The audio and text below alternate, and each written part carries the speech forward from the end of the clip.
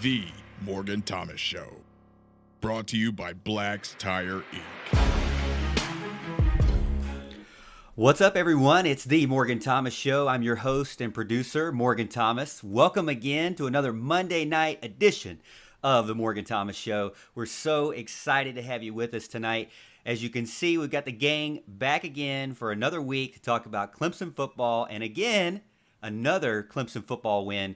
Really great job from the Tigers, 73-7. Not something that I would have expected from a Dabo Swinney-led Clemson Tigers, but literally he did everything, including put the punter at quarterback to try to slow down and not score so much. And it didn't work, and it was great to see. But first of all, let me introduce you over to my good friend and co-host, Big Al, part of the show for over a year now. I don't know exactly how long you've been with the show, Al, but thank you so much for joining me again without backing out. Yeah, what better way to end a Monday, right? I mean, it's back to work, so it's kind of woe is me for a little while, but hey, you get to come home, talk some Clemson Tigers before you lay your head down at night. It's not a bad way to end the day. You know, former fan, now writer, now co-host, or triple coast, or whatever you want to call him, Houston Burnett down at the bottom. Welcome again. Host, fan, fine. I'll take any of those titles. Just glad to see the Tigers get the big win. Hey, look, I know that you don't think Will Spires did very well on Saturday, but he had more passing yards than Georgia Tech did in the second half. So I think he had a pretty successful day. Wow, way to call out the Yellow Jackets there in that beatdown from the Tigers. Again, 73-7. Georgia Tech did score early on in the game, but that was about it. I love the meme that shows them like cheering at the beginning and then basically laid out at the end, in the bleachers. But again, thank you so much if you're joining. If you have never seen the show, which I hopefully you have, but if you haven't, we're a podcast that's live every Monday night, 8:30 p.m. on Facebook and YouTube. You can check us out, the Morgan Thomas Show, Facebook or YouTube. Or if you missed the show, you can check out highlights on YouTube and Facebook. Or if you just want to listen to it while maybe you're driving around, you can check out our podcast anywhere you listen to podcasts. So thank you so much for joining. Right now over on YouTube, I don't see anybody in the chat. That's one thing we love to do on this show, something different than other shows, is we don't just talk for 2 hours or an hour and a half. We want to get you involved as well. So if you're in the chat or maybe you're watching, get in the chat. Let us know where you're watching from and how long you've been a Tiger fan and maybe anything that you like from that 73-point beatdown by the Tigers this weekend. So get in over on YouTube, and we really appreciate it. If you're not already subscribed over on YouTube, do that as well. So like and subscribe to our channel so you can stay up to date whenever we go live. And also on Facebook, Al, tell us about who's over on Facebook, but you can follow us and like our page there so you can keep up when we go live on Facebook. Yeah, man, we're killing it over on Facebook. We had almost 40 a second ago. It's dropped down to about 31, then 25. Okay, so it's going up and down over here. But we've got a few in the chat. We got a few of our regulars, as always. We have Billy Sigmund and Kevron Harris. Mark Childress, our man, as well. We have Mark Palmer. Audrey is with us, of course. Morgan Thomas, very nice. Nice of you to join. Bill Lanham from Four Paws is with us as well. Lee Tapp as well as is here as well. So we got a lot of good guys. Actually, Bill Lanham gets in and tells us that Will Shipley has decided to enroll early at Clemson. I think in light of the DeMarcus Bowman news, that is very good news for the Tigers. Get a head start and try to give us some depth and some playmaking ability at running back next year. So it's good news for Clemson. As they say down south, come on, get in the truck, let's go. But yeah, I think that's great for the Tigers for sure. Always trying to get these guys that are these elite guys in early around January timeframe. Are you saying that this is before January? Or is this still? I'm still thinking around January. Is this? Hey, Morgan, we're frozen on my screen. I don't know if we're frozen on anybody else's screen. So if somebody's out there, tell us if you can still see us. I got the spinning wheel of death over here on my screen. Looks good for me, Al. All right, good. All right, good. Well, I hope it is. I hope it's just my ridiculous phone. Everything looks good to me. So I'm checking YouTube. All right. So, but Al, cool. Yeah. So is he enrolling now, or is this still January? Okay. All right. No, January. All right. January, yeah. Well, we really appreciate you joining in and being a part of the show. I don't know what's going on, Al, with your frozenness there, but everything looks good still. So thank you again. We got Ricky over on YouTube giving us a shout out from Houston, all the way in Houston. Not Houston on our show, but Houston in Texas, I'm hoping. So if you're a Houston Texans fan, hopefully the Texans can get it together. Unfortunately, with the overtime rule, Deshaun Watson didn't even really have a chance to win the game in overtime, and their defense, they got to really figure it out. Deshaun can definitely do a lot, but he can't beat teams when they're outscoring him. So defense has got to hold people back eventually. Got to stop the other team, kind of like the Alabama syndrome, or some other things that we're experiencing in college football. But before we get into anything, I wanted to tell you about our primary show sponsor, one that we have had since we really started the show, and that is Black's Tire Inc., family owned and operated since 1971. If you need new tires, brakes, alignments, tire repair, or just looking for a friendly professional to help answer your questions, check out Black's Tire Inc., 864-647-9292. Again, Westminster, South Carolina. Go past Clemson Stadium into Seneca. Keep on going until you get to Westminster, right there on the right before you even get into town, really. So go check them out and let them know that the Morgan Thomas Show sent you. Preston and Dale, again, we really appreciate you, love, and support for the show as Let's get into segment number 1. Let's just get it started, fellas. As we like to talk about, we like to go over games that we hit on, we missed on, and some of the lone wolf games. But as you know, we got to start off with a soundboard. Here comes the money. Here we go. Money talk. Here comes the money. Money, money, money. Yeah, I'm a big WWE fan, so I got to like Shane McMahon's intro there. But really, we're talking about Here Comes the Money when it comes to picks against the spread. And I want to tell you our winners from last week, because we love to let you know how much we win. But Allen, Houston, kind of under the 8 ball or behind the 8 ball now. They are below 500. Allen, 28-34 overall. Houston, 27-35. So Wild Bill, please get on them right now. This is your time to shine in the chat and let them know what you think about their record right now against the spread. However, I get to brag a little bit because I'm 5-32 against the spread, 33-29 right now. So batting pretty good for me, a little bit over 500, but hey, can't brag too much because just barely over 500. Any given win or Saturday, I could completely destroy that record that I have that I'm enjoying right now and rubbing it in your face. But let me tell you about the winners that we had. Clemson destroys Georgia Tech 73-7. We already kind of talked about it. We're going to talk about it more in our second half of the show. Liberty beats Syracuse by 17. Also talked about this. As you know, I'm enrolled in Liberty University. Go Flames.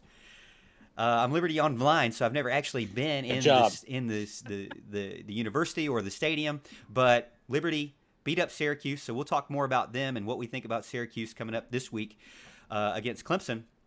Dino Babers, in my opinion, doesn't have much time left. He's on borrowed time. Let's just say that.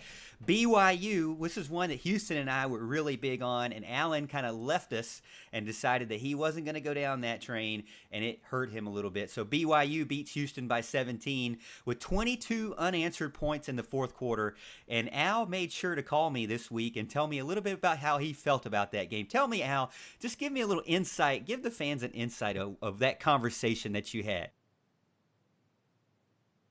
Yeah, I got to tell you, this is I tell people all the time, you need to put, take $10, take something and put some money down on these games just to understand how painful it is to watch these spreads and how much Vegas destroys you. It's unbelievable. So I was watching the Houston BYU game, and Houston is up. They're up 2 scores. Late in the game, I'm feeling pretty good. I was like, all right, I'm going to get a lone wolf pick. BYU scores a touchdown. No big deal. Houston's going to get the ball back. They've done whatever they wanted to the whole game offensively. And then BYU surprises them at the end of the third quarter with an onside kick, and it was a thing of beauty. Now, at the time, I didn't think so. Okay, I was very irritated at this point because I knew what was about to happen. And, of course, they score in just a few plays, and Houston didn't do anything right the rest of the game. It was unbelievable. But I'm telling you, Uncle Mo was in full force for BYU at that point. It was just a brilliant coaching move. Nobody saw it coming, and that is the beauty of picking against Vegas. It usually does not turn out well. Yeah, and we'll talk about picking against Vegas in one of our losers that just happened to happen for us a little bit later on. But Next one up is that I have on the list is NC State beats Duke by 11 with 17 unanswered points in the second half. Two teams that came from behind, basically. But NC State, I'm riding that train all the way. Right now, I believe they're 3-1 against the spread, or 3-0-1, maybe have a push in there. But they're doing great against the spread. So let me hear it from you Wolfpack fans if you're even watching. Maybe you don't even know about this show. But the Wolfpack has been doing me really good in the picks against the spread. So I'm looking for that. I'm thankful for that. Thank you, Wolfpack, even though I really don't like you as a team. But picks against the spread-wise, thank you. And then again, Morgan, Houston, we take Wake Forest over Virginia as the home underdog. And, Houston and I said, Wake Forest got a powerful offense that can hang with them. Give me the points, and let's see what happens. Sure enough, I didn't think that, the three fullback combination that Virginia has is going to last them very long in the season, and that's what happened. Really, Wake Forest and Virginia, also another game, Al, that you talked about where it's kind of back and forth again. Virginia was up a little bit, and Wake brought it back. So one of those late game winners there. Yep. So those are some of our majority winners. So obviously you heard Alan had a couple of losers there, but 2 out of 3 at least is what we said. 3 of 3, 2 out of 3. So we got a few there for us. The Lone Wolf picks, and let me see if I can get my Lone Wolf sound out here. But, guys, the Wolf of Las Vegas Boulevard is back at it again. I hit 2 Lone Wolfers this week. I picked Kentucky when both of you guys went for Tennessee, and Kentucky not only won the game, but they didn't even need the points that I was getting from that spread. So thank you so much, Wildcats, for winning that game on the road. Really, really appreciate that. Tennessee, going to have a hard one coming up against Alabama. Yeah. Speaking of Alabama, gentlemen, you guys decided to pick Georgia. And as Paul from Honoree said when I was on the Mark Childress show last year, don't ever pick Georgia to win the SEC because they're going to let you down. They are going to let you down. By the way, there's a stat running out there. The first, now that Kirby Smart is, I believe, like 5 years into it, I don't know, 5 or 6 years into it, he has a worse record than Mark Richt right now. Oh, my goodness. Let's just put it that way. I have to say this about Georgia. Look, they were bad in the second half. Now, up until that point, 3 quarters into the game, I think Alan and I can both agree we thought we made the right pick. Yeah. I should have put more stock in that Kirby Smart cannot coach in close games in the fourth quarter. I've never seen a person. I mean, look, it wasn't even trick plays or fake punts or whatever. It was just not giving the ball to your playmaker. Zamir White was averaging 5.7 yards a carry going into the fourth quarter, and he got no touches at all, almost. Gashing up the Alabama defense. Look, Alabama's got a better defense than we gave them credit for against Ole Miss, but they still have a lot of issues, and Georgia just chose not to exploit them. It was very, very interesting to see, and I feel like if you had a coach that could actually exploit defenses instead of being a governor on a golf cart like Kirby Smart is, you might have had a chance to win. Instead, you try to kick a field goal down 17 and you lose by 17. Yeah, this is just a rough night. This is the best part of the show, I think. This is where we air our grievances about the previous week and our picks against the spread, as we know that you rely on us for our expertise, and, sometimes we don't do very well. But this is the time where I lock down 2 Lone Wolf picks, so I'm really proud of that. Alabama, -6, goes in and pulls away late, which I said, hey, if Georgia can score 30, Alabama can score 50. That's what I'm saying. All I said was that they can outscore their opponent. And everybody said, oh, man, did you see their defense? They can't hold anybody. It doesn't matter. They can outscore anybody. They can waddle their way into the end zone, no pun intended. They can just keep on going. But we do have to humble ourselves here. We do have to humble ourselves here on this show and tell you a little bit about some of the teams that we didn't hit on. That first one I want to talk about because I'm really kind of salty about this one. This is a 10.5 point underdog. and they lost by 11. Pitt away from their push. They half a point away from their push. Now, Alan tells me if we waited later in the week, which we don't do that because we play fair here, we picked on Monday, we keep the Monday spread, but later in the week we would have won that game because I think they got 13 points by the end of the weekend or before going into the weekend. So we actually would have won that game. Now, if we wanted to be unfair with you, we would count that as a win. But we're not. We're going to count it as a loss, even though I hate it. Can we have a motion to stop picking Pitt games? Y'all are just catching up to what I've been dealing with for the entire season. Dude, I understand. It's we didn't know they were going to not have their quarterback. Their quarterback was going to be hurt the whole game. We don't know that stuff until like the day before. I mean, we're struggling here. This is tough. We need the info. It's a COVID season. We don't know what's going on. It's just madness. Great point, Al. I think I have a motion for if a starting quarterback does not play the game when we originally picked, that we null the game. That I'm anybody in favor in that? That's pretty solid. I don't necessarily disagree with that. I second that motion. What about running back? Are we just going to do quarterback? Or we're gonna I think we should just reserve the right to put out a soundbite that we have changed our pick. I don't like changing picks, but I do like nulling out everything because it takes a. No, okay. So we can only null our pick. We can't change our pick. Gotcha. We vacate that. I vacate. So in that case, just take away one loss makes me look even better. There goes my percentage a little more. Let's talk about Notre Dame a little bit. Notre Dame can only score one touchdown and misses a 2-point conversion and then 2 field goals against a Louisville team that has proven against just about every other team in the nation that they can't tackle. But Notre Dame can only score 12 points. I mean, this is an Atlanta Braves game. This is the Braves versus the Dodgers. You just change the names, change the colors, and that's the score. What? I mean, Louisville, first of all, is supposed to be a better scoring team, 400-plus yards every game. Notre Dame is supposed to be one of the best teams in the nation. Yeah, right. But 12 to, whatever. All right, so Notre Dame, don't know how I feel about you right now, but not really happy about that score. UCF loses by 1. I think Houston, was this one that you actually picked Memphis? No, I think I ended up going UCF on Why this did you one. do that? Why did you let us change your mind? I didn't. I thought UCF was going to come back and look. It was UCF doing UCF things. UCF was dominating that game, much like the Tulsa game. It was almost the exact same formula as the Tulsa game. UCF up by a lot of points at the very end of the game and just implodes. The wheels come off the wagon and they end up losing. It was a great game to watch. Terrible for if you're trying to get money and you take UCF.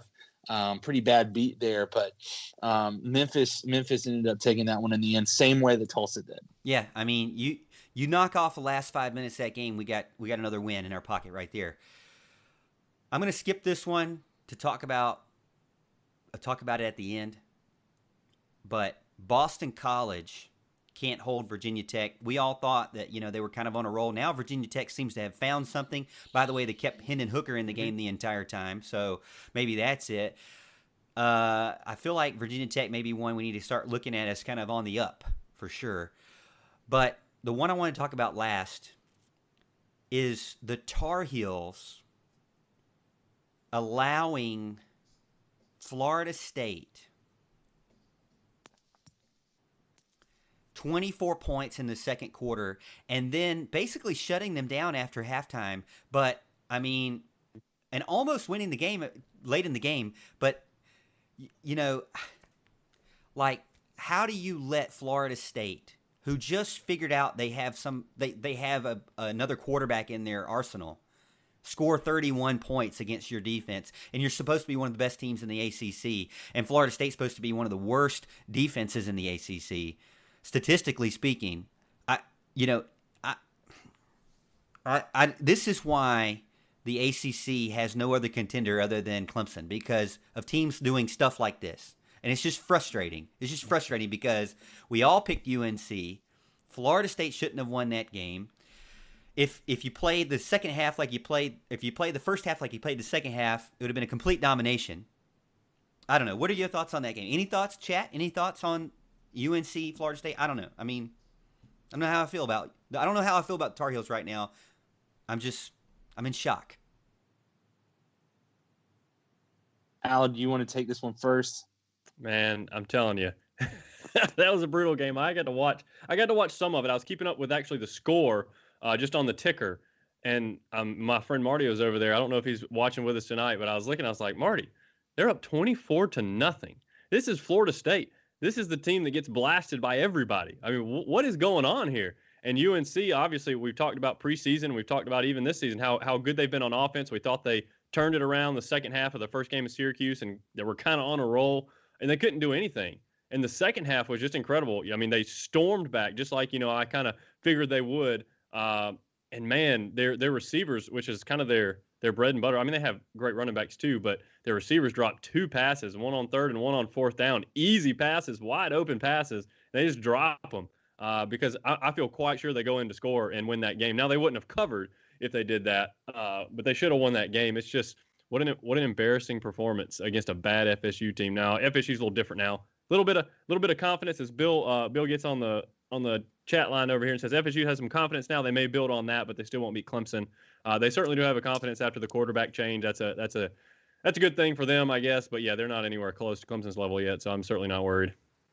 No, I think you need to give Florida State a couple weeks while people are figuring them out, and then they're gonna it's gonna be a regression back to the mean. I think they're hot right now with a new quarterback. They played well against Notre Dame. I think they deserve to win that game. Brutal because we all picked UNC to win, but at the same time, that game reminded me of the 2011 Clemson Georgia Tech game where Georgia Tech just came out and just beat the brakes off of Clemson in the first half. And Clemson chipped their way back in, got it within a touchdown, and then threw a pick in the end zone. And then Georgia Tech just sat on it for the rest of the game. It was similar. It was a similar game. You got up by enough points at the beginning of it where North Carolina had to chip their way back into it. And then you didn't help yourself by dropping 2 easy passes. You look at that final pass to Devontae Williams at the end of the game. He catches that ball, he's at least going 40 yards. There's no one in front of him. I guess he got the case of the yips there and just dropped the ball. And just a tough night for the Tar Heels. Real tough night, Tar Heels. Well, that's our picks against the spread wrap up, and now we're going to go into some of the sexiest players of the week.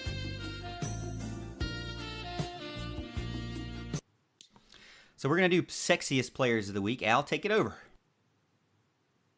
This I can do. So we had some pretty good performances. I know we had a really cool week last week with a lot of kind of eye-popping stats, and we have a couple at the top here as well.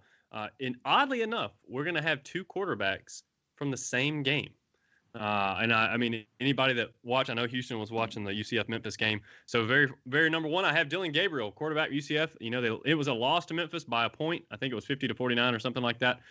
He had 601 yards, 5 touchdowns. He also added 49 rushing yards and a touchdown. That's just crazy. And the other guy, quarterback Brady White for Memphis, 486 yards, 6 touchdowns, and he also added 30 rushing yards for 1 touchdown. Those are just stellar performances. I mean, it was all offense in this game from the get-go.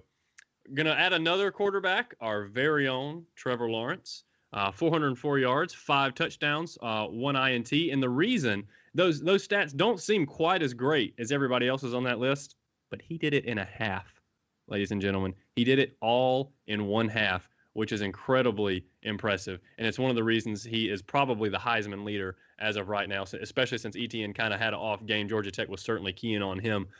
Didn't want him to beat him, so Trevor Lawrence threw it to any and all of our receivers and said, well, I will just beat you this way. Also have, I'm not exactly sure how to pronounce his last name, Dax Milne, wide receiver for BYU. 9 receptions, 184 yards, 3 touchdowns. What a performance by him that night. Unfortunately, breaking my heart in the process. And then I had Sam Pinckney, wide receiver at Georgia State, 6 receptions, 146 yards, 3 touchdowns. Very similar stat line there as well. So we had some good performances over the weekend. It's kind of cool to kind of go back and look and see what these guys have. I was looking for a 200-yard rusher. We didn't have that this week, or at least not anything that I saw. We had a couple that had more than 200 all-purpose yards. But nothing just kind of crazy like that. So a good performance, some good numbers there, including, of course, Trevor Lawrence from our own Clemson Tigers. So that was kind of cool to see. But that's what I got as far as the sexy performances. Did y'all have any that I missed? Anything like that? Anything y'all wanted to give a shout out to? Not really. I know. I put you on the spot. You can always say no comment and move along. I think they all did. All the ones that you mentioned were great, Al. You did a wonderful job. Yes. I really appreciate it. So sexy performance, Alan Adams with the picks, right? Yeah. But I will say, tell me what you said about Trevor Lawrence again. There was something about, I think it started with an H. Oh gosh, it's something that started with an H. The half? There's some sort of like shiny thing you win at the end of the year. Oh, the Heisman. Okay. It's happening. I was like, where are you going with that, man? Happening. Tell me about it again. He's definitely one of the leaders there, no doubt. I want to know more about this. Tell me about this again. What is this? What is this trophy? This trophy. We don't know about it very much at Clemson. Yeah, it's going to be something new. It's going to be really shiny, and it's going to make a lot of people that worship giant chickens really mad that they're not the only ones in the state that don't have it or that have it now. That's right. Yep. Well, if anybody deserves it, it's definitely number 16. Let's move over to our final mini segment of segment number 1, which is Houston, we have a problem. And he has a new purge siren. I hope you enjoyed that. Yes, I think everyone does that, does enjoy that. So first, awful performance of the week, and it harkens back to Knoxville. We have to talk about Jarrett Guarantano, whatever you pronounce his name, but it was one of the worst games I've ever seen. Throwing for 88 yards and two INTs. He actually almost threw. He only threw two pick sixes, basically. And once they took him out, another pick after that. There was just no offense going for the Tennessee Volunteers. Really begs the question of what's going to happen next. Who's going to be the quarterback going forward in Knoxville? Absolutely horrendous performance by Jarrett Guarantano. Just you could not have scripted it any worse. So he's my third worst performance of the week. The second worst performance of the week is the fans that tuned in to watch Texas A&M versus Mississippi State. Goodness gracious, that was one of the most boring games I've ever watched. And I watched Clemson and Georgia Tech in 2005 to a tune of 10-9. This game was really bad. Both teams were horrible. There was no offense to be had. KJ Costello can't complete a forward pass. They took him out. Whoever their backup is, Scrubby McScrubberson, I can't remember his name. He can't complete a forward pass either. Just awful. It was one of the most boring games I've ever watched in my entire life. And then the worst performance of the week. And stat-wise, it may not come off the page, but if you watched this game and had it on your small screen TV like I did, Bo Nix, bro, what are you doing? Bro, what are you doing? You get up. Actually, I should say Bo Nix / Gus Malzahn / Chad Morris / Auburn, all of it. What are you doing? You go up 9-0 and you choose to go for 2, which is a dumb idea. Let me just go ahead and say that. First quarter 2-point conversions, unless you're running like a trick play or something that catches them off guard, are the dumbest thing I've ever seen in my life. And that right there should be a fireable offense for Gus Malzahn itself. You're giving up an easy point to get into the end zone, and that really costs you for a lot of the game. Secondly, Bo Nix, I can't fathom how you have such a talented core of wide receivers, and yet you just want to throw to J.C. Horn all the time. And look, South Carolina fans, J.C. Horn's a good player. I'm going to give you credit for that. But when you're catching passes like they're being thrown directly at you, it's easy to do what he did. It's the same thing Israel Mukuamu did last year against Georgia. He didn't really have to do that much. You just stand there, put your hands in the air, catch the ball. That's what J.C. Horn did to Bo Nix the entire game, because Bo Nix just cannot throw to his teammates. You saw that when Seth Williams just pushed him away at the end of the game, basically. And then you once again, Gus Malzahn takes the ball out of his best playmakers' hands. Seth Williams and Tank Bigsby. Those guys were going off. Tank Bigsby, 18 carries for 111 yards and 1 TD. Why isn't he getting the ball more? South Carolina could not stop him. They couldn't stop Seth Williams. And instead, you kept putting the ball in the hands of Bo Nix. And ultimately, he was the one that cost you the game. So that is my number one worst performance. Congratulations, South Carolina. Hey, South Carolina might win a couple games this year just because LSU, Texas A&M, all these teams, they've got warts, and South Carolina's going to catch them napping potentially. So who knows? We'll see. But that's my that's what grinds my gears this week. And but Bo Nix is a great story, Houston. He's a legend. I mean, he used to be a Auburn fan. Now he's the Auburn quarterback. Mm-hmm. It's just a good story. Like, how dare you? Yeah. You know what? If you heard that before, there's two other things I think you need to be told. One, Nick Saban was able to test negative for COVID 3 times. I don't know if you heard that over the weekend. And I don't know if you've heard that Virginia has a 6'7" wide receiver. So those couple of things there. Yeah, I don't know. You may not It's heard the that. deadliest virus that you don't know you have until you're tested. But again, thank you so much for tuning in over on Facebook, YouTube, or if you're listening to a podcast after the fact, we really appreciate it. Jumping in and getting in with Clemson talk, or at least college football talk around last week, the week 7. A lot of things happened over the week that, kind of frustrated us and made us happy too at the same time. So good times to be talking about college football. And the Big Ten starts this week, so some more to talk about, especially with the picks against the spread. We'll get into that a little bit further. But before we do, let me tell you about another sponsor real quick, and that is Charleston Sports Pub, 359 College Avenue, Clemson, South Carolina. They're not only in Clemson, but they are also in downtown Greenville.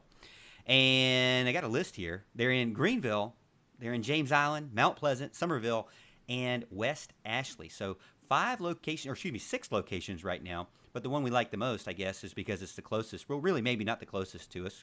Kind of Greenville, Clemson is both in between. But the closest to you if you're at the stadium, and you can pick up or get delivery to go. And it is the Charleston Sports Pub of Clemson. Again, Clemson legends eat there, and we've eaten there, and we've actually had a show there that we really enjoyed as well. And let me tell you about another sponsor as well that we like, and that is Tiger Sports Shop. We don't just dress for success, we TS for success, tigersports.com. Go check it out. Get all your Tiger gear. We're wearing Tiger gear from the Tiger Sports Shop, and that is, I have a purple like polo from the Tiger Sports Shop, and then I have Alan and Houston also have some gear from there as well. Yeah, definitely. Absolutely. I got also have a purple, but I have a Nike Dry Fit polo. It's one of their newer versions. I said there's also a white version of this. It looks really good. I explained the reason that I did not choose that one a while back. But yeah, so Tiger Sports Shop, we all got to go in there together. Houston got hooked up with some cool threads. So it was a good day for sure. Very nice. I'll tell you about that in a second, I'm sure. But you're going to want to go to Tiger Sports Shop. They have the biggest and the baddest selection in all of Clemson. You want to check out their location in downtown Clemson or on US 123 bypass. Talk to Sean, talk to Julie, tell them Alan, Morgan, and Houston sent you. And Houston, tell them what you got. Yeah, I got the Tiger Sports Shop brand. Rocking my white shirt. This is like the finest of linens right here. You just feel like you're gonna fall asleep. I mean, I love being on the show, but man, I feel so comfortable in this. I'm just trying to hang on in the chair. It just makes you feel good. These threads are nice. Like Big Al said, go tell them that we sent you. And Sean will hook you up down there. Yeah, we really appreciate Sean and Julie for supporting the show. And let's get into our second segment, and that is checking out Clemson versus Georgia Tech, the recap of Clemson versus or at Georgia Tech, and then looking ahead to Syracuse versus Clemson. Again, Clemson versus Georgia Tech, 73-7. Georgia Tech only scored 7 in the first quarter and then was blanked for the next 3 quarters. Trevor Lawrence, 404 yards, 5 touchdowns, 1 interception. Ouch. Although I really felt like the announcers were kind of jinxing him there as they were talking about him as he threw that interception. Kind of like off his back foot, kind of falling backwards, trying to avoid the sack, and gave up an interception. First interception in over a year, or right at a year. So, you really can't complain there. But a 93 QBR, which is really good. Anything above 90 is great if you're not aware of that. Hunter Helms also had a 94 QBR, and he did really well. 5 for 7, 74 yards, and 2 touchdowns. So, Hunter Helms, welcome to Clemson Tigers. That was, I believe, his first time out on the field at quarterback for this season. Definitely I believe his first time scoring 2 touchdowns for the Tigers. So congratulations there. On the flip side, Georgia Tech team stats really couldn't get anything going. Only 204 yards total for the night, while Clemson had 671 yards total, 500 yards passing, 171 yards rushing. I think rushing would be probably the only place that I would say is a little bit of an issue or a little bit lag behind the passing game, but you can't really complain at 73 points. Only thing that I really would say as far as a negative would be that the 2 stars had a turnover. Trevor Lawrence had an interception and Travis Etienne had a fumble, but I mean, really, you can't really complain at that. These guys did a monster thing. Let me ask you this before we get into our players of the game on offense and defense and our offense and defensive grades. Do you think there was some gamesmanship from Dabo Swinney knowing that later on in the night, the number 2 team would face off against the number 3 team, and yet during the college football final, the game that was talked about the most was, or the player that was talked about the most was Trevor Lawrence, and his monster game passing the ball with 5 touchdowns was kind of overshadowed in the sense because of how well he did, and then the Heisman Trophy talk. You guys think there was a little bit of gamesmanship in that sense? There's no telling with Dabo. Dabo's one to be sneaky like that if he can be. I mean, he has people that kind of keeps track of all these weird stats and all these weird things. He's always a recruiter. He does that kind of stuff. He knows who's watching. He knows who's listening. He knows his audience. He's very good at that. That's why he continues to rake in these big time classes and these high star guys. That's what he does. He's very good at what he does, and I'm glad we have him here at Clemson. Yeah, I'd actually. One part of me wants to say yes, there was definitely some gamesmanship there, but at the same time, it also wouldn't surprise me if Clemson just did what they needed to do, and that's what happened. We've seen this before with Wake Forest. The week after Syracuse in 2018, we go to Wake Forest and just hammer them, and then Clemson goes on a run. Just the rest of the season of beating the brakes off of everybody, and that could be the case. Clemson is playing really well right now. I think even despite Travis Etienne not having his most crisp of days, still pretty good day. 20-something yard reception, scored a touchdown, almost 50 yards rushing. He's still definitely very much in the Heisman race, I feel like, even though he may have not had the numbers that most have. But there may have been. I just tend to think that they were on a roll, and Dabo didn't want to hold them up. I think that there's a little bit more to it. I mean, I really feel like, it was kind of like, hey, normally we were expecting the team to be kind of taken out and not get that many yards against when you're blowing a team out. I wasn't expecting Clemson to allow Trevor Lawrence to have 5 touchdowns and 400 yards and stay in the game that long. But they did, and Travis Etienne did get kind of hurt in that sense. He finished with only 44 total yards, but 1 touchdown. So the rushing game, at least the star on the rushing game, Travis Etienne got held back, unfortunately. But Trevor Lawrence did continue to cement his number 1 spot for the Heisman Trophy. So I'm really excited to see what he can do continuing going into this week. There's still something that I think Dabo Swinney can do again, dominating and showing off. Trevor Lawrence or Travis Etienne will help him again this week, as the headlines will be all about the Big Ten coming back and starting their season this weekend. Clemson has a chance to again be the number 1 headline and talk about how awesome their quarterback was again this weekend. So I'm just saying, Dabo Swinney, keep it up. I love it. The games, on the other end, fourth quarter 73-7 gets a little bit kind of like, okay, let me go watch something else. But still, I don't care to keep it close against Georgia Tech, and I want to see Trevor Lawrence get as many yards as possible. So let's keep doing that. All right, so offensive player of the game, defensive player of the game. I know you guys don't agree with me, and I don't frankly care, but rarely do. Yeah. Offensive player of the game, defensive player of the game. I got Trevor Lawrence, as I've already bragged about him so much, laid the hammer. And then I've got Trenton Simpson, led or tied the team in total tackles.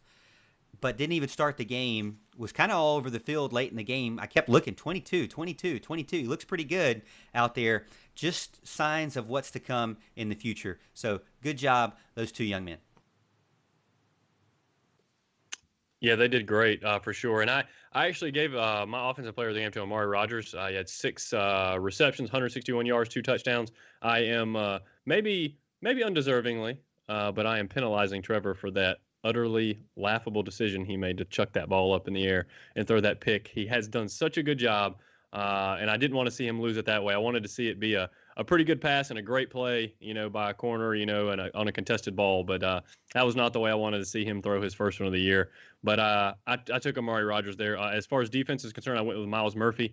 He had 4 total tackles, a sack, 1.5 tackles for loss, a forced fumble. He's getting a ton of pressure. He's getting a ton of pressure on the QB, forcing him to make decisions a lot quicker than they want to. He's such a beast. He's a big guy, and I cannot wait to see what he does from here on. And for mine, I'm gonna jump outside the box for both of these because look, I could go Trevor, Amari.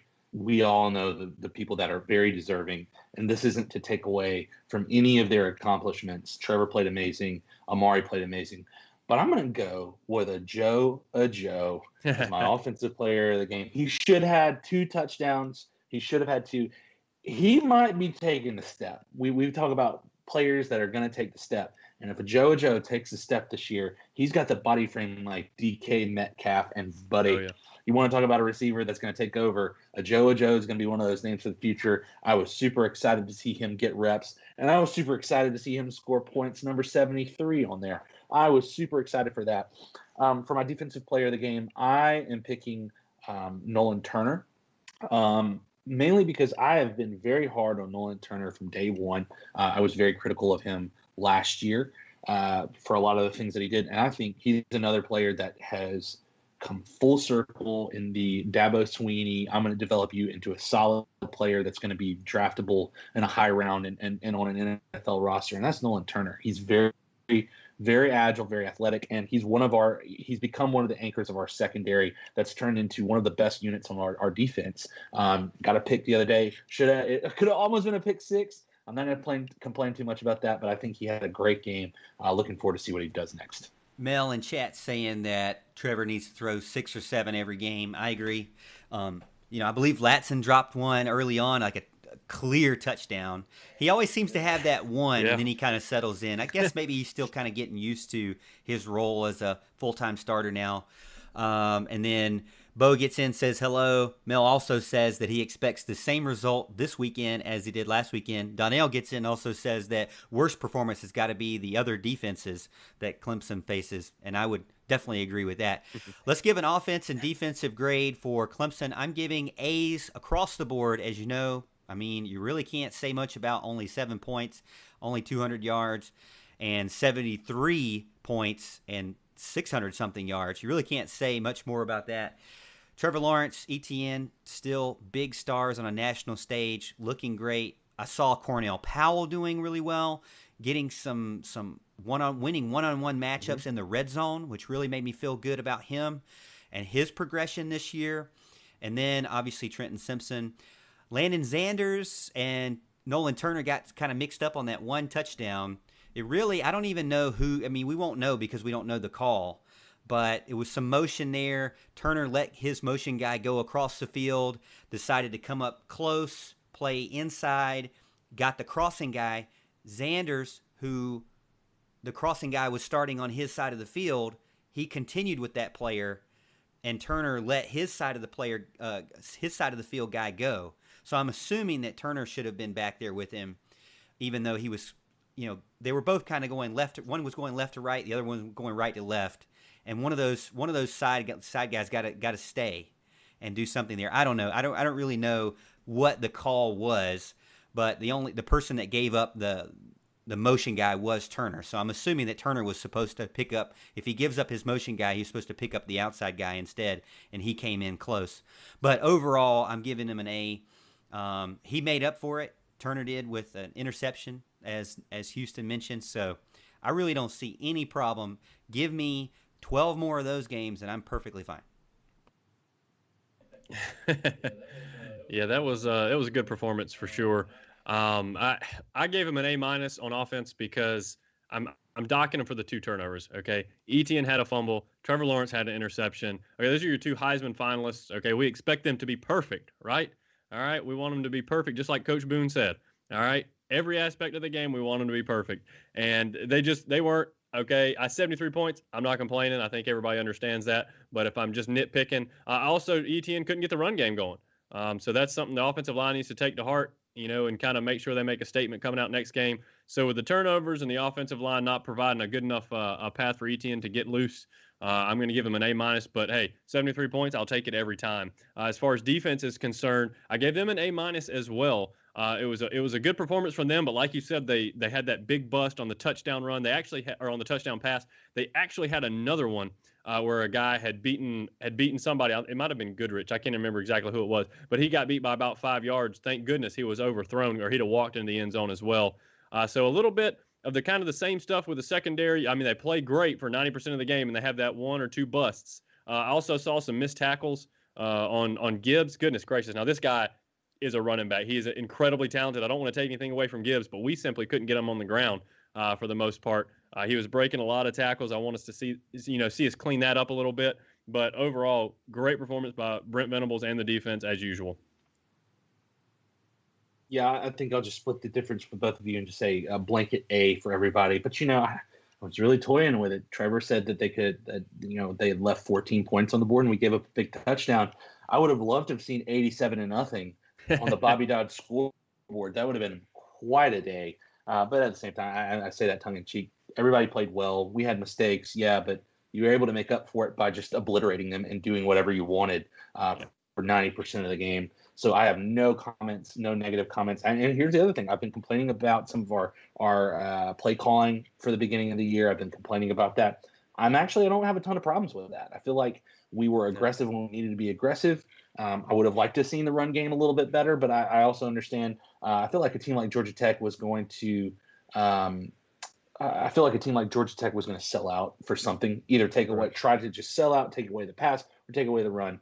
And that's what they tried to do. And, Clemson just picked them apart. And Clemson's going to be able to do that against a lot of teams this year, and it's going to be really interesting to see, as Chat's saying, what any of these defenses can do against a team that, when you see Trevor Lawrence drop back, it's like I put it on Twitter, it's like he's gone into the Matrix, and the whole game just kind of like slows down. And he really is not struggling at all. And even that interception was kind of like a haphazard back foot type of interception. Wasn't even really, struggling with it. So the rest of the game was a complete domination by the Tigers, and I just want to continue to say great job and go Tigers for sure. Let's move over to the game that's this weekend, and that's Syracuse versus number 1 Clemson. The spread, though, last time I checked, could be the highest spread in an ACC history, maybe college football. I don't know. I think there might have been one higher than that, but you get close to the 50-point range, you might as well turn it off at this point. But they're not going to. They're going to. Right now, I'm seeing it on OddsShark, minus 46, a 46-point favorite. And I'm just going to double check that. I'm just going to go back on oddshark.com, which is the website we use, and I'm looking at it again. 46-point favorite. The predicted score by the computer, 58-10, 58.5-10. Well, there's no half points, so 58-10, which would be a 48-point win, which would put you right over the cover. 71% of the nation right now is picking Clemson to start out. 100% of the nation is picking the over, which is 61.5 points, which you got to think that's probably a good one there. I think Clemson can do that for sure.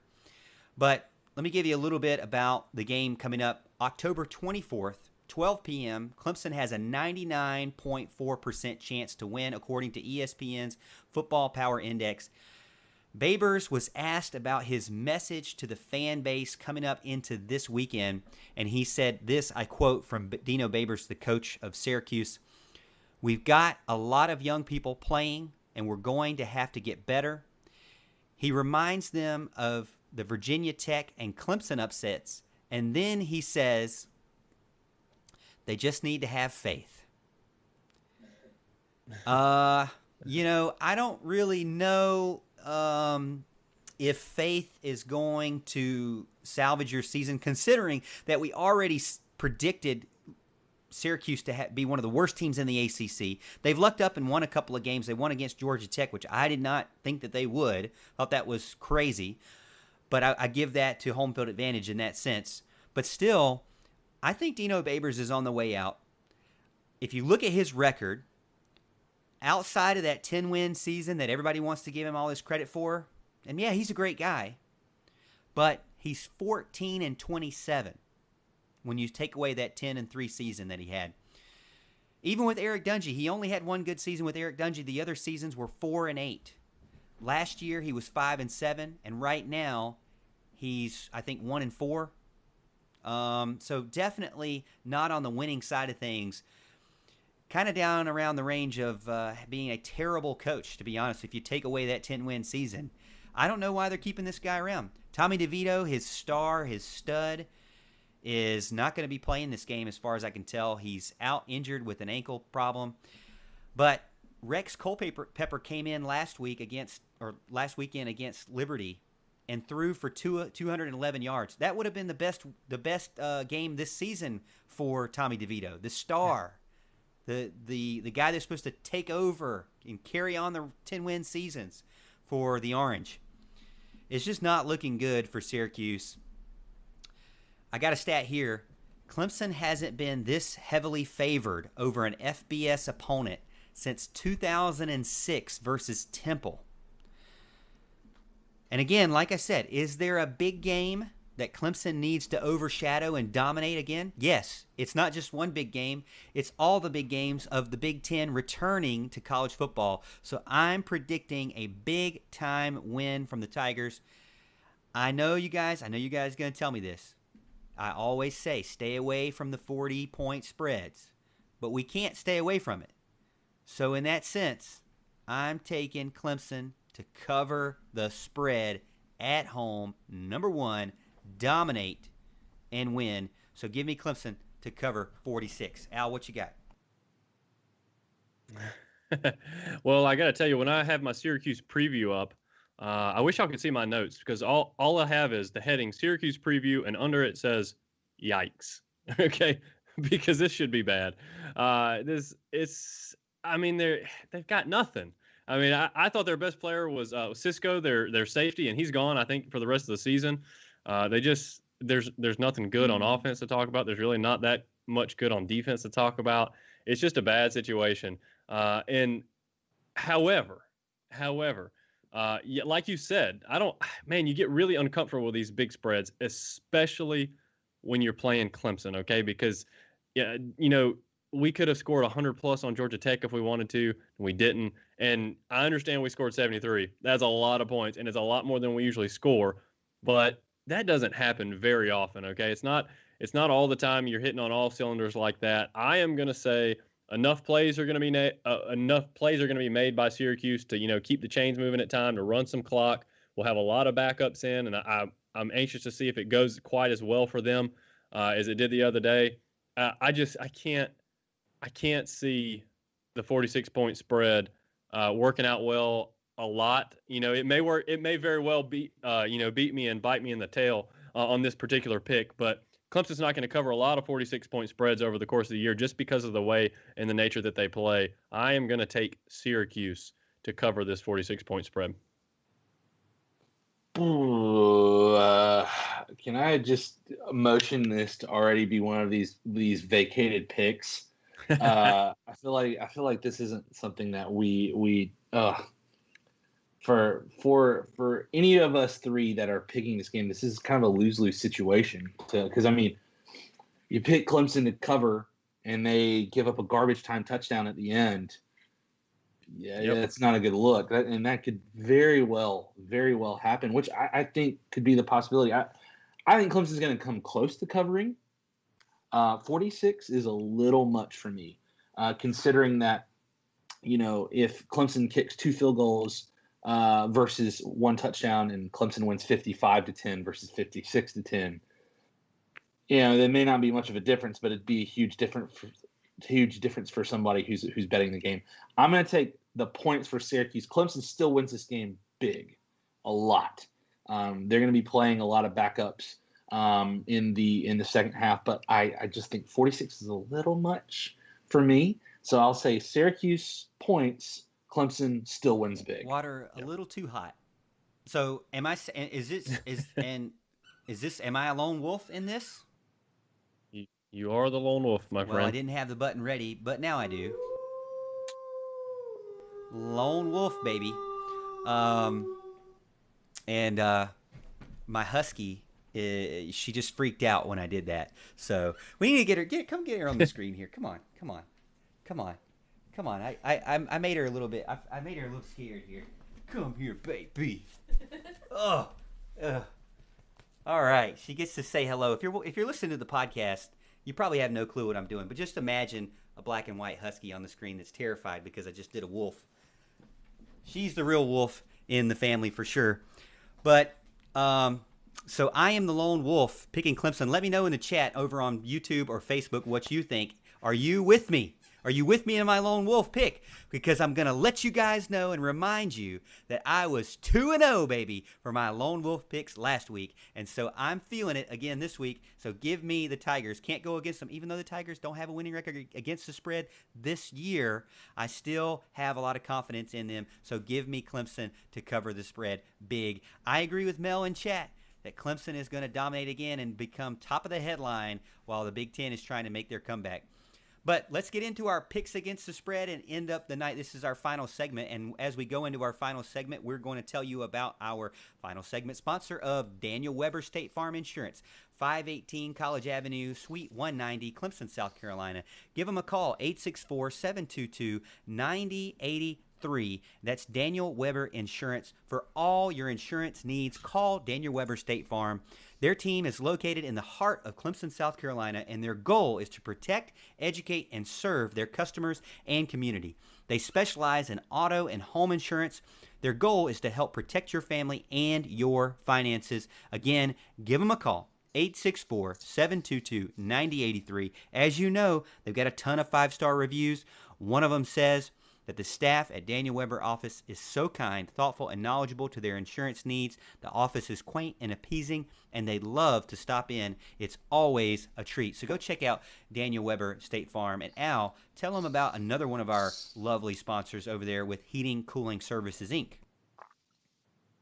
Yeah, man. Heating Cooling Services, Inc. They are family owned and operated, serving Anderson County and surrounding areas since 1980. Heating Cooling Services, Inc. is your residential and commercial comfort expert. Anything from preventative maintenance of your home HVAC system to overhauling a commercial chiller or anything in between. If you want to breathe easier and be nice and cool in your home or business this summer, give Heating Cooling Services, Inc. a call. You want to talk to Mark or Jason Trammell, their number is 864-224-7655. Again, that number is 864-224-7655. Again, they are heating and cooling services. They can do heating as well. Obviously, we made this ad back when it was about to be summer, okay? But they will do heat as well. They've worked on my unit, and it's been fantastic. It has not stopped since they came and saved me a ton of money in the process. So, Mark, Jason, both excellent people. I like doing work with good people, and they will take care of you as well. Tell them Alan, Morgan, and Houston sent you. And just checking in with chat over here on YouTube. Al, check what you got over on Facebook while I'm doing this. But I've got Jets Yankees saying Isaiah Simmons really getting no playing time for the Cardinals right now. I refuse to believe he's not good enough. I don't really know. I haven't watched any Cardinals games. I don't know if you guys have any input on that, but it does seem kind of ridiculous. We know going into the season, we talked about him. We even did an article on him being one of their starting outside linebackers, and he's so versatile. It's kind of hard to think that he can't be on the field in some capacity, at least for a majority of the downs. Maybe not starting, but at least getting, a healthy amount of playing time. So, we'll kind of look at that and observe that as we go. Mel's also saying he expects a lot of DJ Uiagalelei coming up this weekend. He didn't put his last name, and I respect him for that. So we'll see a lot of DJ this weekend. I think so too. But, you didn't really see him this past weekend. They kind of gave other guys out there a chance. It was interesting. Against Miami, he got kind of an early appearance. And then against Georgia Tech, didn't really get much of an appearance at all. And then I don't know if there was a reason behind that or what, but so we'll see what happens. Got a shoulder problem, as you say. I, Shoulder issue, my friend. They were just holding him out, precautionary. So maybe there was that going on. I think it's a good thing to make sure you keep people healthy because it's important to be ready during the championship phase. Al. There's no maybe, Morgan. That's what was going on. I'm telling you.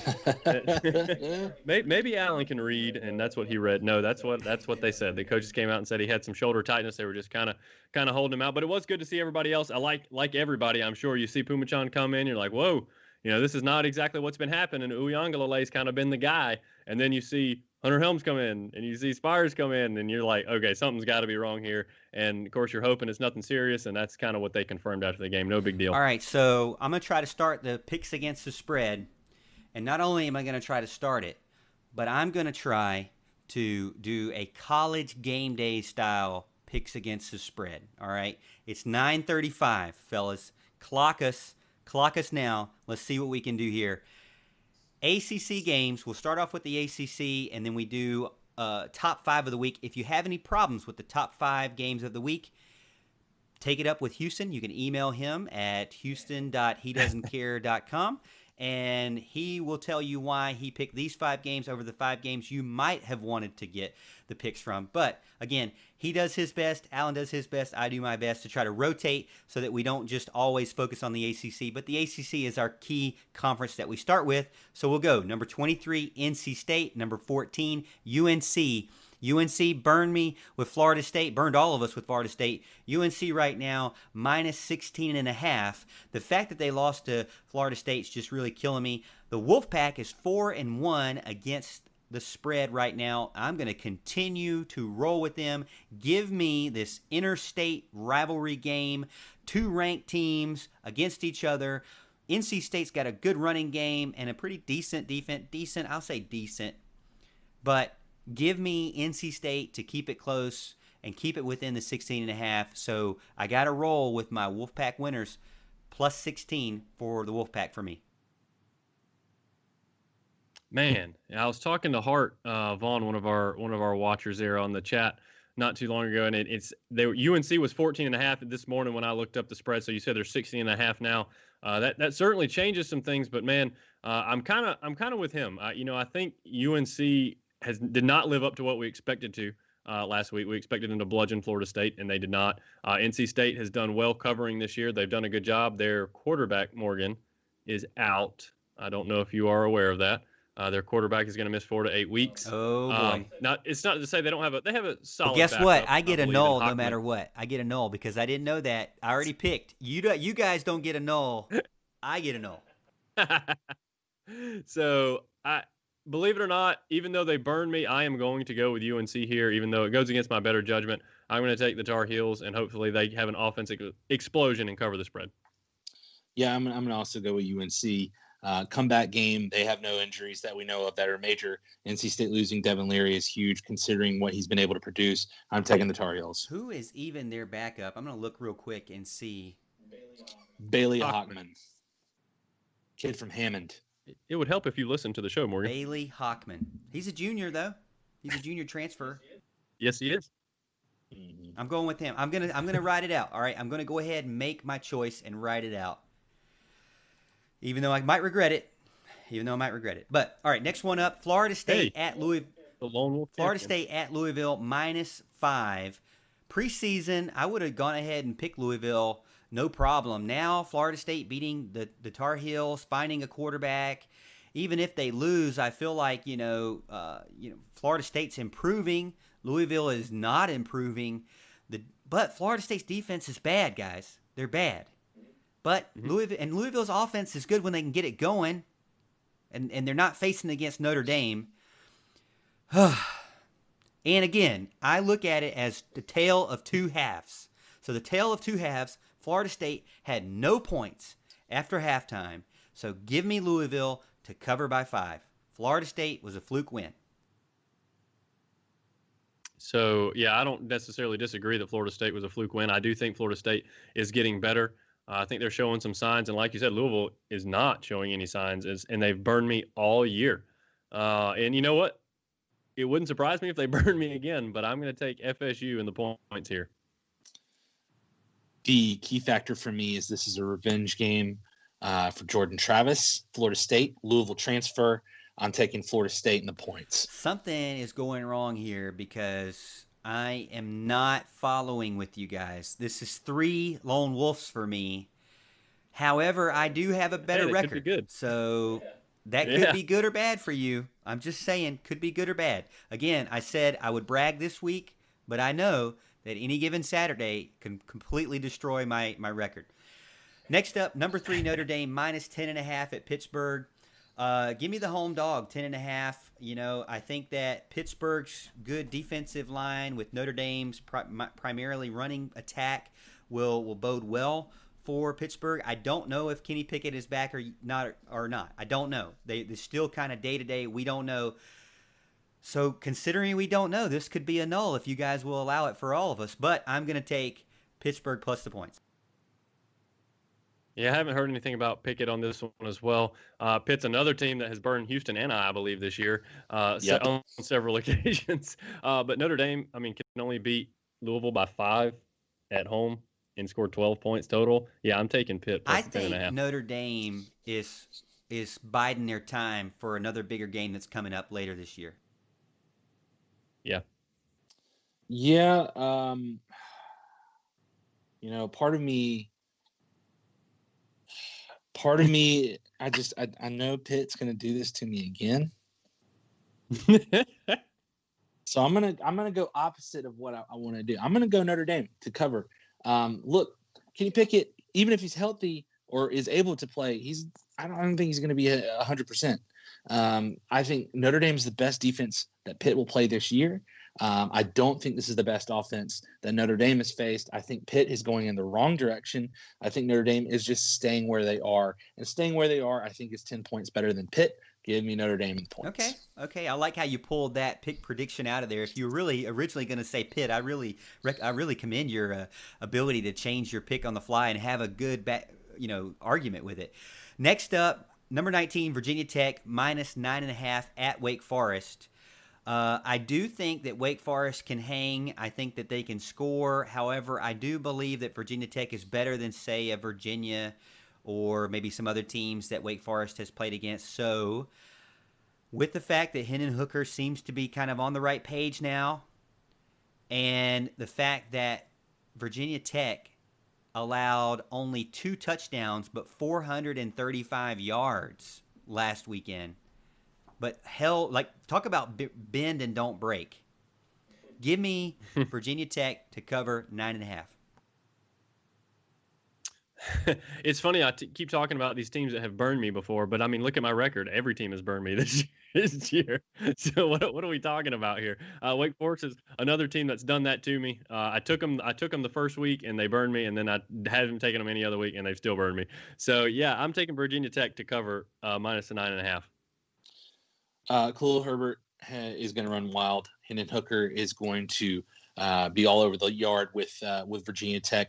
I think they cover easily 9.5. It's too low to me. I think they're still in money at this point. Okay, we all hammered home Virginia Tech there. So that's the first hammer home winner of the night or pick prediction of the night. How much confidence do you have in that game? Would you give it, I don't know. I'm still going to say I'm going to say a C level confidence on that because Wake Forest can score. I would agree. I'll go B. Next up, Georgia Tech at Boston College. Now Georgia Tech's going to have to travel. The Boston College is a 3-point favorite, so give me BC minus 3. I feel like this is the kind of game that BC will win and can hold Georgia Tech. Georgia Tech, again, is a team coming off a monster loss against Clemson, and teams coming off losses to Clemson don't do so well, even though Miami actually, proved that theory wrong last week. But still, give me Boston College at home to cover the spread. I agree with everything you said. I'm taking BC as well.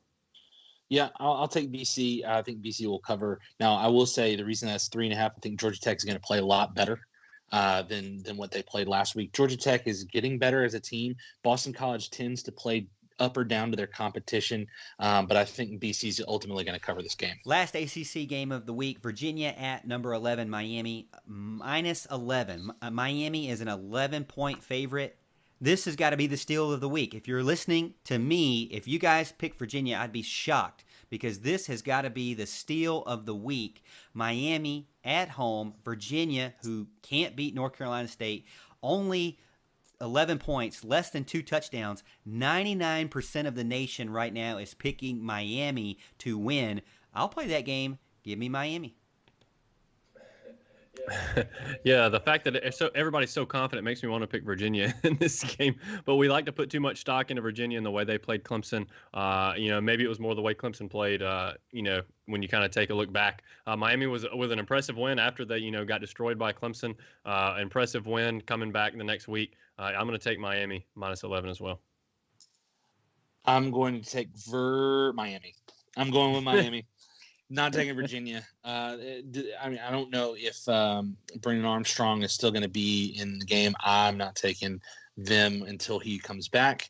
I think Miami wins this game big.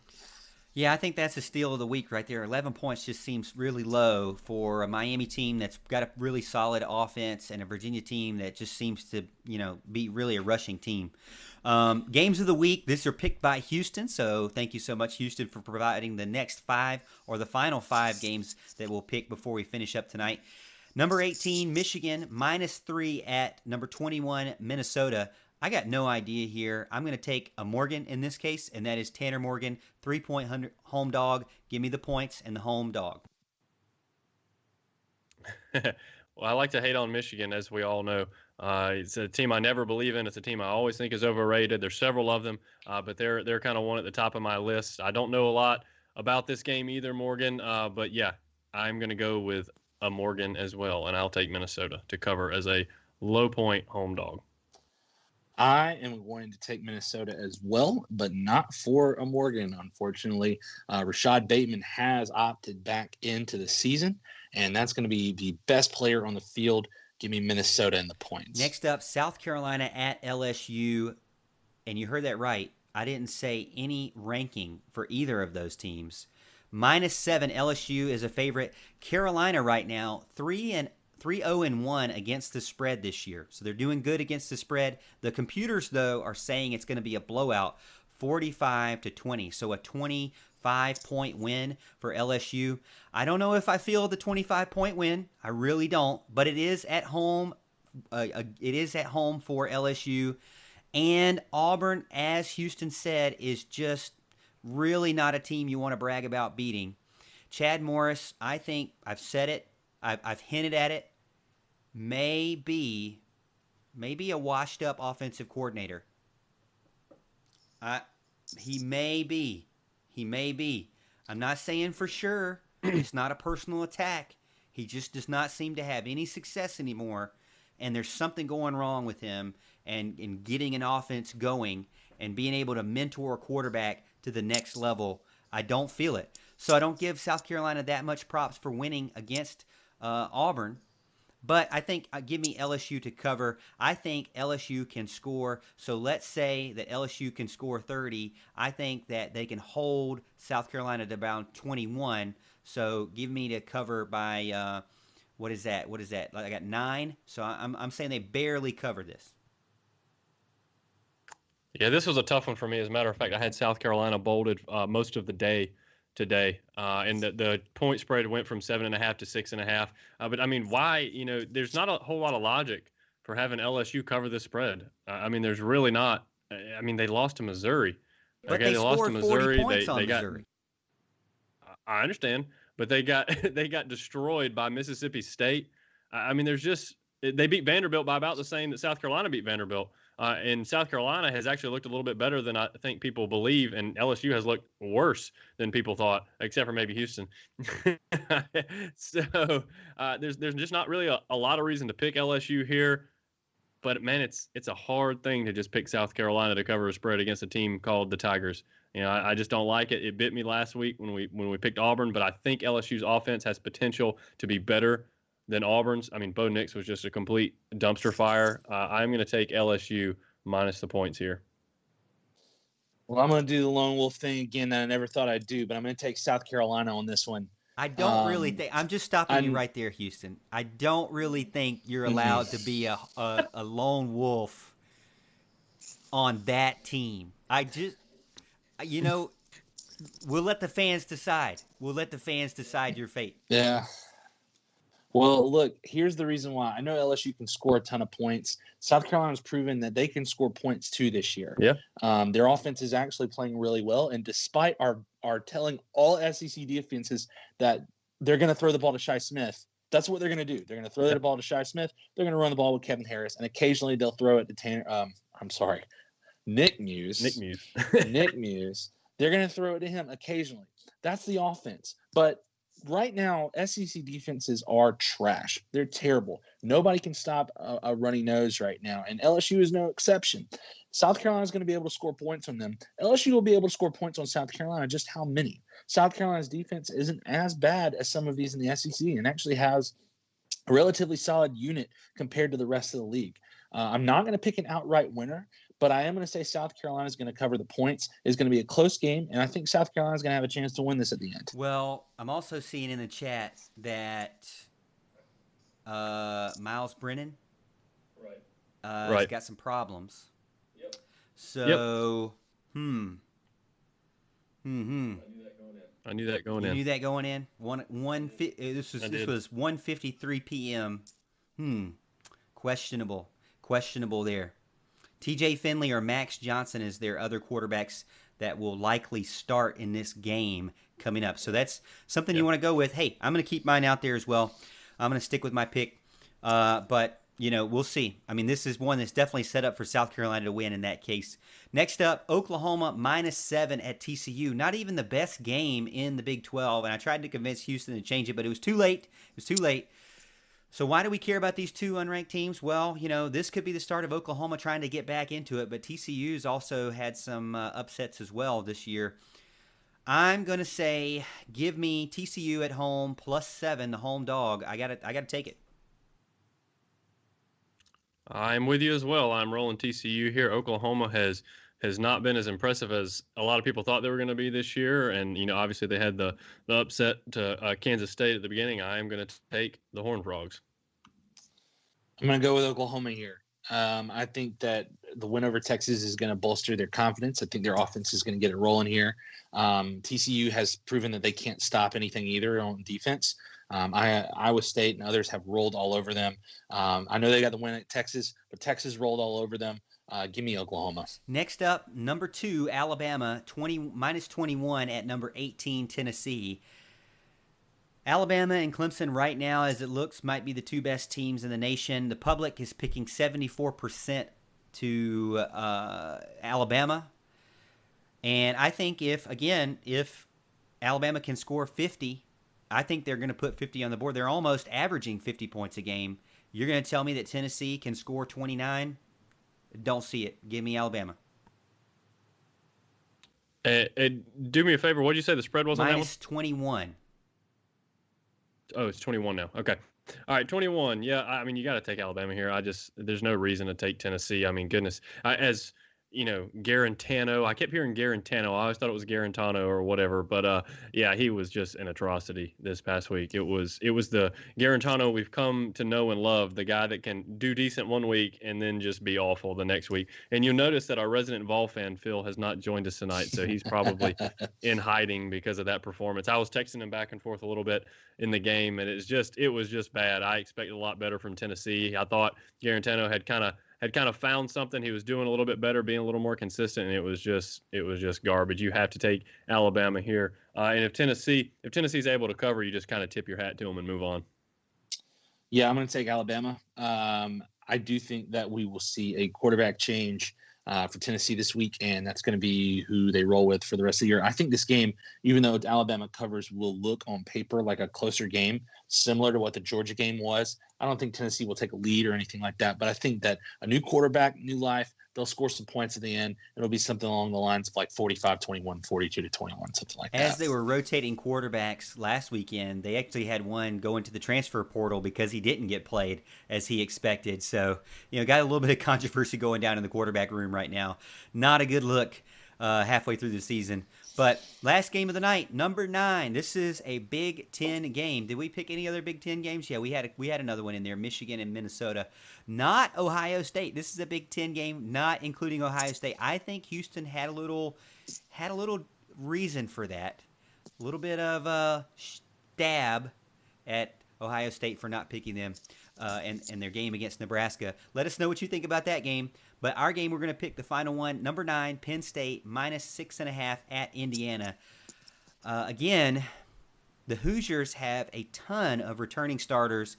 Stevie Scott III was just as productive as Journey Brown. No Micah Parsons, remember. He's not going to play. And they lost at Happy Valley by 7 last year. So with a lot of returning starters, got a returning quarterback. Well, he's not really a returning quarterback, but he did get a lot of time last year. Give me Indiana +6.5, especially because first game of the season, you never know. So I'm going to take almost a touchdown. Yeah, look, I mean, if you remember our discussions before the seasons started, I was very high on Penn State. I thought they were a sleeper playoff team and had something possibly for Ohio State.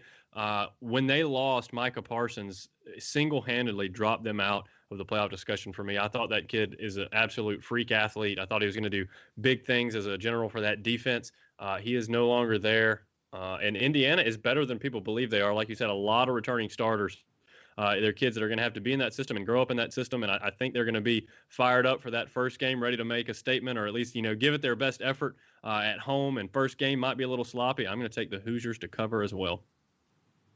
I picked this game for this specific reason that it's hard to pick this game. I'd rather have a close game versus a 26-point spread. I battled with picking this. I like Indiana. I think Indiana is going to surprise people this year, including the aforementioned Buckeyes. Yep. With that being said, I think this is going to be kind of a first game jitters game for both teams. I think Indiana is going to be in it close, but a late turnover into points is going to decide this game and decide the spread of this game. Give me Penn State plus the points. Okay.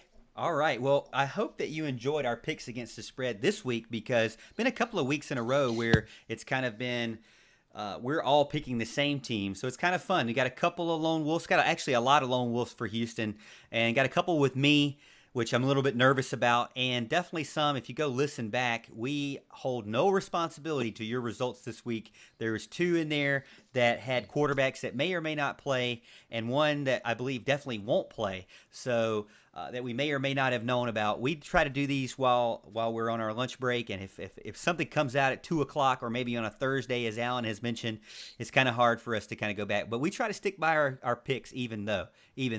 But let us know what you think over in the chat. I'm going to check out chat over on YouTube. Thank you again for joining Facebook, YouTube, or if you're listening to us after the fact over on our podcast, we really appreciate it. James in saying Roll Tide. William is saying Houston is correct. I believe he's talking about South Carolina LSU. It's actually a lot of people saying Houston knows what he's talking about tonight with that pick. So, maybe I do need to change it. And James also saying, hey, LSU has no defense. I'm sorry, you just can't pick them. Minnesota, James also picking Minnesota big. He likes that one as well. Al, what you got over on Facebook? Right now, it looks like we've got 17 on Facebook. My chat has kind of frozen up on me, so I don't see a lot of what people are saying over here. But I did see our man Brandon DeBose got in here as a friend of ours from high school. Kind of, I don't know if he's still watching or not. But yeah, we've had a good crowd here on Facebook all night. They were very active in the chat. Like I said, I think mine froze up on me, so I wasn't able to see kind of what was going on at the end if they were agreeing with our picks or disagreeing with our picks. But we certainly appreciate all the support, Facebook, YouTube, everywhere as well. Go check out our website, southlandclub.com. Houston's got some great articles up. And one of these days, me and Morgan might join him and add a thing or two ourselves. Yeah, we try to write articles, but we just have a never-ending writer's block that we need help with. Bill gets in on Facebook, Al, and he says, once again, Saban's going to roll his former assistant. He also says Garantano. I guess that's what he's trying to say. I don't really know if that's a phonetic way of explaining it there, Bill. It kind of just confuses it a little more. And then Daniel gets in and says, you sucks, but Houston is right on this one. Again, another Houston's Houston is the lone wolf on this one, and he is the only Clemson fan who's going to happily pick the Gamecocks, or excuse me, the Chickens in this case. Bill says don't pick the Chickens, and then Casey gets in and says LSU significant lower body injury. So be careful with that. Again, disclaimer: we are not responsible for any of your results this weekend. We are only responsible for our results, and it's just on paper, and the points are all made up. But we really appreciate you getting in over on Facebook, YouTube, Twitter, Periscope, wherever you're watching, listening, joining us, the podcast after the fact. Again, highlights and the podcast come up tomorrow, so go check those out. And you can check us out over on Twitter at The Morgan T Show, and Houston as well. I don't know, Houston, what is your Twitter handle?